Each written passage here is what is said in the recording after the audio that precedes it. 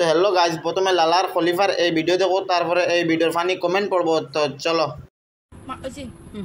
তো গাইজ আসসালামু আলাইকুম। ও দেখো 5 কেজি শাবু 5 কেজি অত ওজন আমি লইতে পারি না গো। তো আপনারা দেখো জরা জরা খাই নাই থাকো। তো চলিए शुरू करते हैं। না ভাই, ইগো 1 কেজি আর তোর হৌ দুইটা 4 কেজি, ওটাইন তোর লাগাইয়া 5 কেজি।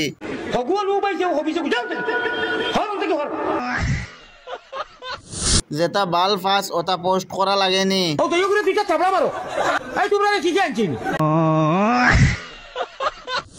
অগু তোর হবাই হামাও বাঘ বাঘ, নাইলে ফন্দ কামড় মারবো। আপু তুমি ওইটা খাও, তাহলে তোমার একটু শরীর হবে।